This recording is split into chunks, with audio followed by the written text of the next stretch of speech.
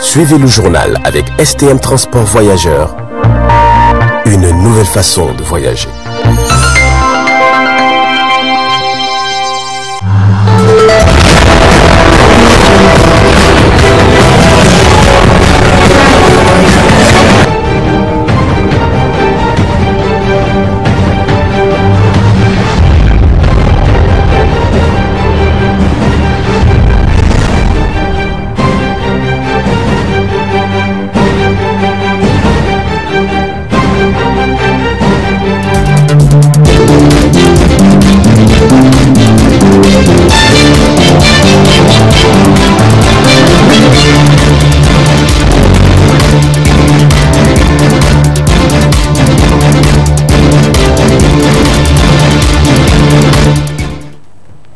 Bonsoir à tous et bienvenue à cette édition du soir sur la télévision Tambara. Lancement officiel de la vaccination contre la Covid-19 dans les vaccinodromes à Niamey ce 2 novembre 2022 à l'écogare de Wadata. C'était sous le haut patronage du ministère de la Santé, de la Population et des Affaires sociales avec l'appui des partenaires techniques et financiers. Suivons le compte rendu.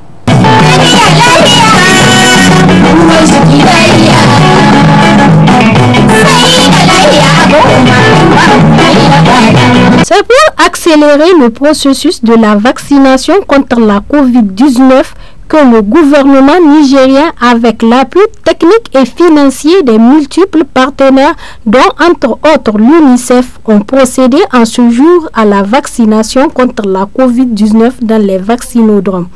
Les cibles concernées sont les personnes âgées de 18 ans et plus. C'est pour moi et mon collègue de l'UNICEF ici présent un immense plaisir de prendre la parole à cette cérémonie de lancement officiel des activités de vaccination dans l'un des sites avancés installés dans la ville de Niamey, appelé Vaccinodrome. Les différents vaccinodromes installés dans les zones stratégiques de la ville de Niamey en vue de rapprocher la vaccination Covid-19 des populations et aider à réduire les coûts des campagnes ont contribué à l'amélioration de la couverture vaccinale dans la région de Niamey. Cette cérémonie se tient quelques jours après l'organisation de la 7e campagne de vaccination contre la Covid qui a permis au Niger de faire un grand bond de sa couverture vaccinale en passant de 12% à près de 22% des personnes complètement vaccinées aujourd'hui. Cependant, il y a encore des personnes non vaccinées qui doivent être atteintes. Pour cela, je nous encourage, nous tous, non seulement à renforcer la mise en œuvre des stratégies porteuses de résultats qui ont été utilisées lors de la 7e campagne, mais aussi d'explorer de nouvelles approches, de nouvelles idées, de nouvelles innovations qui peuvent profiter davantage au système de santé à long terme. Le coordinateur des partenaires, dans son allocution, a incité les cibles à se faire vacciner afin de se protéger contre cette pandémie. Nous sommes aujourd'hui à une couverture de 22% de la population nigérienne, avec comme cible d'arriver à vacciner tout adulte, donc 42% de la population. Il est important de vacciner les personnes âgées de plus de 60 ans qui sont les plus vulnérables quand il s'agit de la Covid, qui peuvent être protégées contre les formes les plus dangereuses de la maladie et contre la mortalité qui en survient. De vacciner le personnel de santé. Nous encourageons tout personnel de santé à se faire vacciner et s'il est vacciné à se faire booster et les personnes vivant avec comorbidité à prendre avantage de ce vaccin et de se protéger, de protéger leur famille et de contribuer à l'ouverture du pays et à la relance économique du pays. Par ailleurs, selon le ministre de la Santé publique, de la Population et des Affaires sociales, toutes les dispositions ont été prises par le gouvernement. La riposte vaccinale à cette pandémie a été lancée le 29 mars 2021 et continue de constituer un pilier essentiel de cette lutte que nous maintenons sans relâche grâce à tous nos partenaires, à tous les partenaires de la facilité COVAX. Il faut le rappeler, des doses de vaccins contre la Covid sont placées sur toute l'étendue du territoire national au niveau de tous les districts du Niger, des centres de santé qui emploient différentes stratégies afin d'atteindre toutes les populations. Cette campagne nationale d'accélération de la vaccination a été organisée pendant lesquelles le gouvernement a pris toutes les dispositions dans le cadre d'équité vaccinale pour offrir les vaccins aux populations de nos villes, villages et hameaux. Les résultats cumulés de cette vaccination à ce jour, en tout cas, sont encourageants. En plus de 7 millions de doses de vaccins contre la COVID-19 administrées et plus de 5 300 000 personnes ont été complètement vaccinées pour une cible de près de 11 millions. Nous restons, au nom du gouvernement, totalement engagés, à l'instar de tous les pays de l'Afrique et au-delà de l'Afrique, à relever le défi de renforcement des efforts de la vaccination pour l'atteinte de l'objectif poursuivi de 70% de couverture vaccinale de notre population générale. Notons que cette vaccination est une opportunité pour la population de se vacciner afin de se protéger et protéger leur entourage contre cette pandémie qui est la COVID-19. Conférence de presse animée ce 2 novembre 2022 dans la salle de conférence du ministère des Finances publiques. Une conférence entrant dans le cadre de la facilité élargie du dit crédit. C'était en présence du ministre de la Santé et du ministre des Finances publiques. Le point dans ce reportage signé Zainab Gagara et Ibrahim Kantama.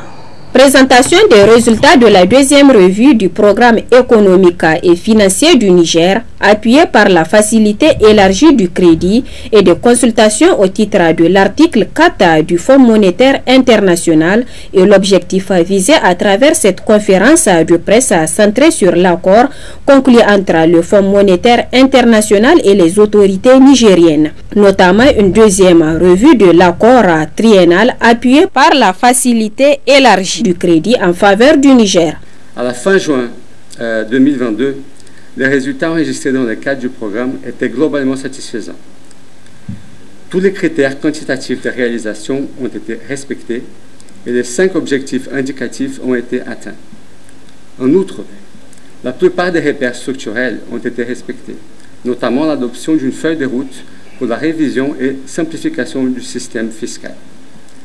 Par ailleurs, les autorités devraient continuer à prioriser les réformes visant à renforcer la mobilisation de recettes intérieures et à améliorer l'efficacité des dépenses publiques. Le renforcement du système éducatif au Niger est l'un des principaux piliers du plan de développement économique et social récemment adopté par les autorités. Compte tenu de l'importance de l'agriculture pluviale et des activités pastorales au Niger, l'économie reste très vulnérable aux chocs climatiques et à l'insécurité alimentaire qui peut en découler.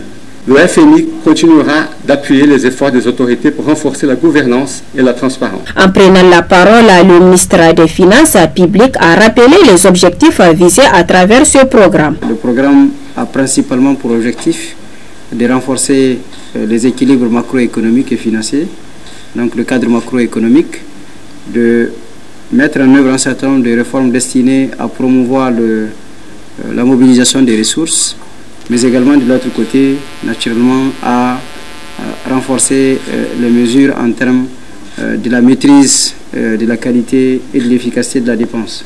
Toutes choses, naturellement, de départ qui contribuent à créer l'espace budgétaire pour pouvoir financer des dépenses sociales, les investissements dans les secteurs comme l'éducation, comme la santé, mais aussi dans le monde rural. Donc cette revue a pour objectif de voir les avancées que nous avions connues au cours du premier semestre de l'année 2022.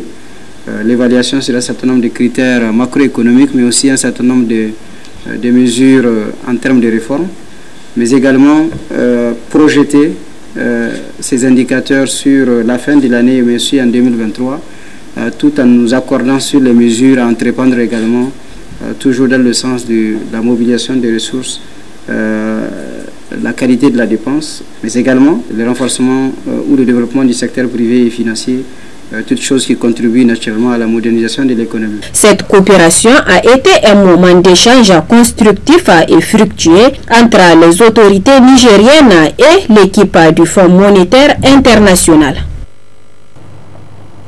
Briser les tabous sur certains faits de la société ou d'actualité, tel est l'objectif visé à travers ce lancement du premier concept Chronique Café organisé par l'ONG Chronique Juridique le samedi dernier. Compte rendu Zainab Gagara et Ibrahim Kantama.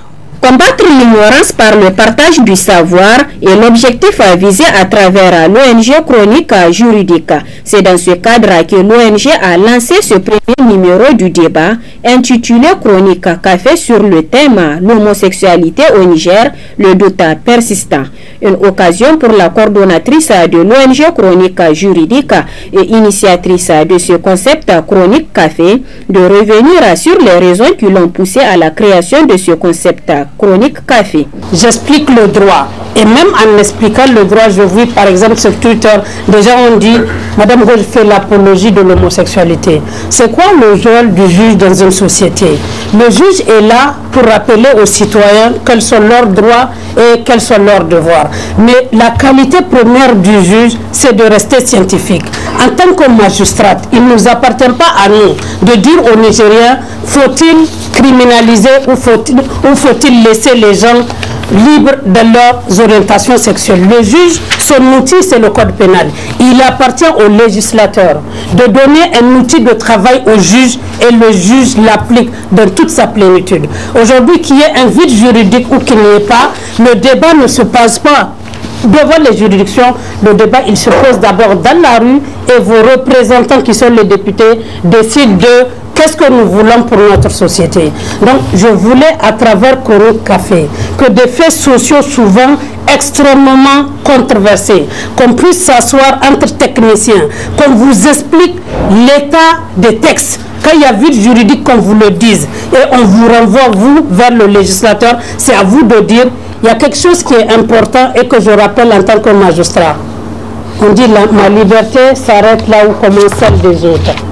Dans cette liberté, est-ce qu'elle s'applique dans toute sa logique? Est-ce que j'ai droit à la liberté sexuelle, la liberté de choisir un boulot, la liberté de m'habiller? C'est tout ça. À côté de liberté, maintenant, il y a une société, il y a des valeurs intrinsèques. Chaque société vaut par les valeurs qu'elle prône.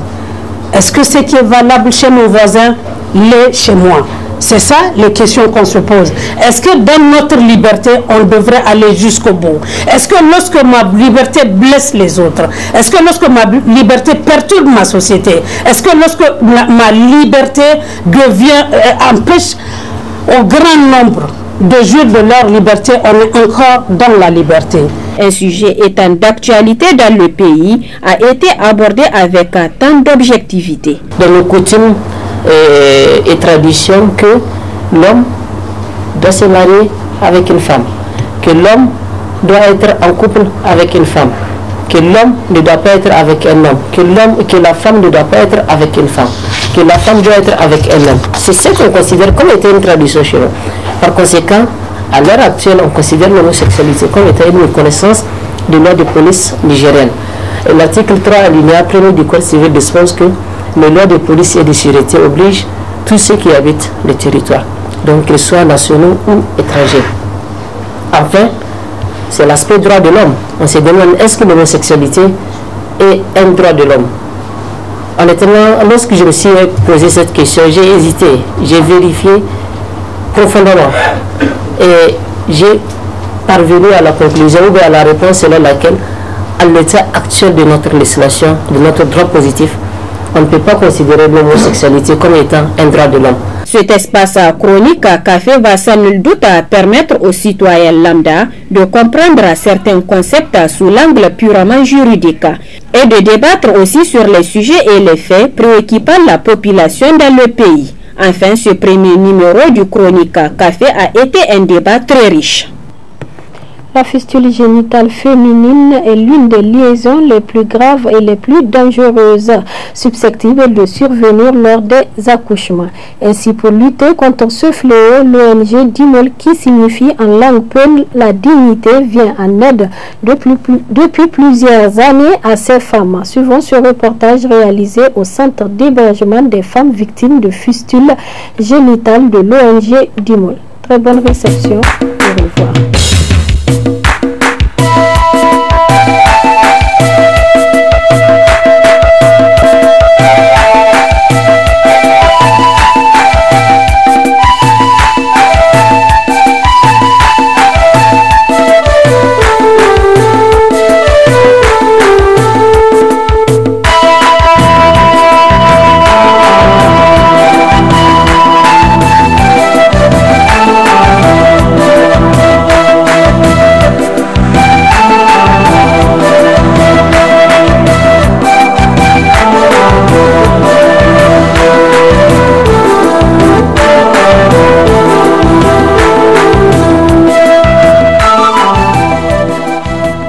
Créée en 1998 par Madame Traoré Salamatou, sage-femme de carrière, l'ONG DIMOL, dans le but principal de soutenir le gouvernement dans la lutte contre la fistule génitale féminine, susceptible de subvenir lors des accouchements difficiles.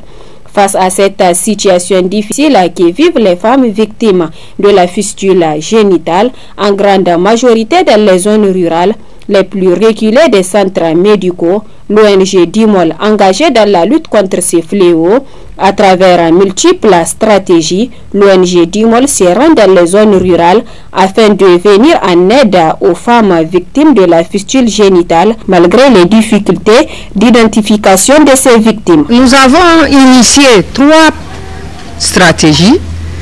La première stratégie, c'est la prévention. La prévention à travers les sensibilisations, à travers l'information, à travers la projection des films numériques, les débats.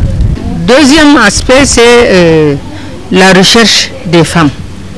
C'est en milieu rural. Vous savez bien que ce sont des femmes démunies, ce sont des femmes pauvres, ce sont des femmes qui sont loin des formations sanitaires, qui n'ont pas les moyens de se déplacer, mais aussi qui n'ont pas la stratégie, comment il faut se comporter pour emprunter un véhicule, parce que ce sont des femmes qui sont incontinentes. Elles ont tout le temps le panier mouillé, donc les véhicules ne les prennent pas en charge. Alors cette stratégie-là d'information et de sensibilisation, elle se mène d'une manière directe au niveau rural. C'est l'accès à la femme rurale. Si nous n'allons pas vers ces femmes, il y aura moins de cas qui vont venir pour l'opération. Elles ne viendront pas. Alors que le fait de faire les caravanes de sensibilisation permet de dénicher et d'identifier des cas et de les transporter. La mission qui va, elle ramène les cas.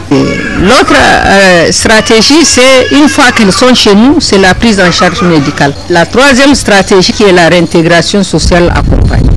Et à travers cela, elles ont aussi dans la réintégration l'identification des cas qui ne sont pas des cas de fistule, c'est des cas qu'elles ont pour leur propre santé où elles accompagnent les collègues vers les formations sanitaires.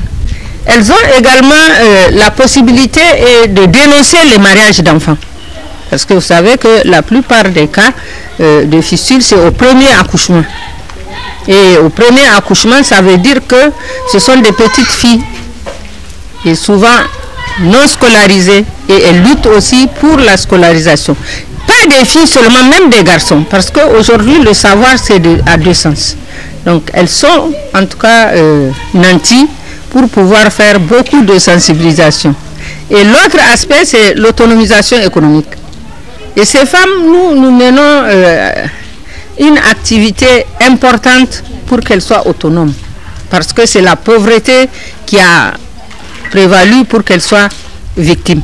Et maintenant, à travers l'appui que nous avons au niveau de l'UNFPA, au niveau du REF, on essaie de leur dire de fructifier les fonds à travers les activités génératrices de revenus pour qu'elles puissent, demain, si elles doivent revenir pour une prochaine césarienne ou des soins ou des consultations, qu'elles n'attendent pas de quelqu'un, qu'elles puissent elles-mêmes subvenir à leurs besoins. D'éviter de faire des accouchements à domicile.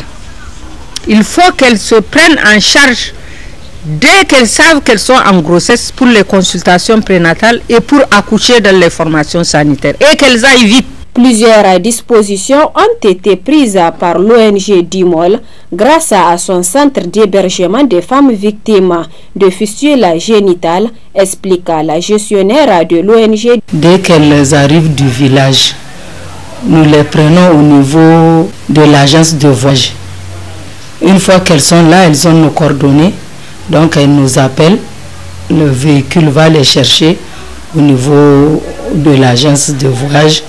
On les amène directement ici. Dès qu'elles sont arrivées, elles sont enregistrées. Elles ont la chambre qu'on leur donne, le lit, le nécessaire pour leur séjour. Comme c'est un centre où il y a beaucoup de femmes, elles travaillent ensemble. Que ce soit du côté manger, côté toilette, tout c'est elles qui prennent en charge.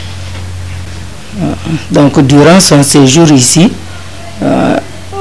au niveau du CNRFO, qui est notre grand centre où on fait les opérations, si elle arrive avant un vendredi, on attend le vendredi pour l'amener vers le centre, le CNRFO, où elle va être consultée. Vous savez, quand on dit de rassembler du monde, même si ce ne sont pas que des femmes, il y a toujours des problèmes. Mais vu que nous avons des statuts et règlements, dès qu'elles arrivent, on leur explique comment est-ce qu'il faut vivre dans le centre. Ici, on leur dit qu'elles sont en famille. Donc quand on dit famille, on dit tolérance. Et dès qu'elles sont là, après, elles s'habituent, elles deviennent des amies. Quand on vient pour une intervention, il faut être patiente. Non seulement à notre niveau, elles vont être avec nous pour les sensibilisations tous les jours. On répète la même chose, que ce soit les sensibilisations sur la fistule, sur l'hygiène, sur leur alimentation, sur le comportement. Donc on fait ça tous les matins. On a une sage-femme qui fait les sensibilisations. Donc une fois qu'elles sont admises au niveau du centre du CNRFO, où elles doivent être opérées, là-bas aussi, elles doivent être patientes. Parce qu'il n'est pas dit que dès qu'elle est là, qu'elle va subir l'opération. Non, elle peut attendre encore 2 semaines à 1 mois pour avoir l'intervention. Donc une fois qu'elle est opérée, normalement, elle revient dans le centre d'hébergement de DIMOL, où elle va être accompagnée en lui donnant une formation d'AGR. Dans ce centre d'hébergement des femmes victimes de fistules génitales de l'ONG DIMOL, vivent des femmes qui souffrent du mal, notamment de la fistule génitale, et ce dont l'opération a été une réussite, en témoignent les victimes. Je suis venue de Zibanfiti, un village situé de la commune rurale de Simiri. Je suis atteinte de la fistule génitale. Nous sommes très bien prises en charge ici. Je suis de Douchi, mais nous habitons ici à Niamey au quartier Bukoji. J'étais atteinte de la maladie de fistule génitale, mais je suis guérie maintenant. Je remercie le bon Dieu et je remercie l'ONG DIMOL. Qu'Allah les récompense. On m'a appris beaucoup de choses, comme la couture, la préparation de parfums, des savons et beaucoup d'autres choses. Malgré les multiples efforts de l'ONG DIMOL sur la prise en charge des victimes et leur contribution pour l'autonomisation de ces femmes, ce centre fait face à de multiples difficultés, dont entre autres le problème de moyens de déplacement qui va permettre à ces femmes de se rendre au grand centre, d'où le cri de cœur de la présidente de l'ONG DIMOL. Une femme qui est guérie sans accompagnement ou sans le minimum de connaissances sur ce qui lui est arrivé, c'est comme un danger public. Parce que le prochain accouchement, comment ça va se passer? Comment elle doit se comporter? Qu'est-ce qu'elle doit faire? Qu'est-ce qu'elle ne doit pas faire? Et c'est à travers la réintégration sociale qu'on met à contribution les parents, les décideurs communautaires, les décideurs au niveau des communes, puisque c'est eux qui règlent tout dans leur budget et tout ça, qu'on attire leur attention pour qu'ils prennent en compte le volet santé de la reproduction, qu'elles aient des facilités pour les évacuations sanitaires, qu'elles aient aussi surtout les moyens de vulgariser ou de communiquer leur savoir à travers les collègues, c'est-à-dire qu'elles aient un appui au niveau communautaire, qu'on les écoute, qu'elles expliquent. Ce n'est pas une stigmatisation, non, c'est une manière d'être les ambassadrices de la fistule et c'est une manière de transmettre le message qu'elles reçoivent avec nous ici. Celles qui sont ici reçoivent des messages clés. Comment il faut prévenir la fistule? Quels sont les signes? Quelles sont les conséquences puisqu'elles le savent? Et c'est ce qu'elles doivent transmettre pour éviter d'autres cas. Je souhaiterais en tout cas que les gens puissent visiter le centre parce que c'est des femmes pauvres qui sont là, des femmes victimes de la fistule et on est loin du grand centre. On est à 5 km du centre. C'est là où on fait les opérations. Ici, c'est l'hébergement des femmes pour les formations, pour le renforcement des capacités en autonomisation économique et aussi en leadership. Donc, et c'est dans ce sens que je profite pour remercier tous ceux qui ont contribué au succès de la prise en charge de ces patientes, à savoir Plan Norvège qui a construit le bâtiment et aussi avec l'UNFPA qui chaque année nous avons une formation pour la réintégration sociale mais non accompagnée. Non accompagnés parce que l'accompagnement permet de renflouer les femmes au niveau des centres d'opération. S'il n'y a pas d'accompagnement, les femmes ne viennent pas. Et donc aussi remercier le REF, le ministère de la Santé, le ministère de la Promotion de la Femme, parce que c'est ensemble que nous contribuons et que nous travaillons au profit et au bénéfice de la femme rurale. Cet engagement de l'ONG DUMOL est à encourager, ce qui devrait interpeller davantage les autorités et d'autres bonnes volontés à venir en aide à ces femmes et jeunes filles qui en ont tant besoin en se mobilisant pour apporter leur soutien au centre d'hébergement des femmes victimes de la fistule génitale de l'ONG DUMOL. L'ONG DUMOL, la santé de la reproduction pour une maternité sans risque.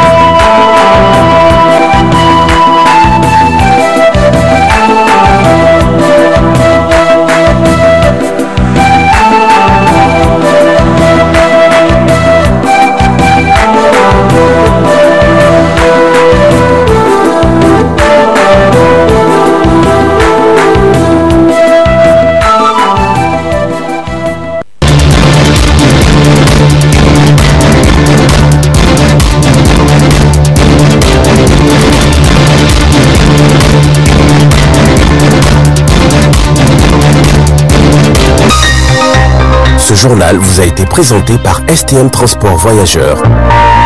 Une nouvelle façon de voyager.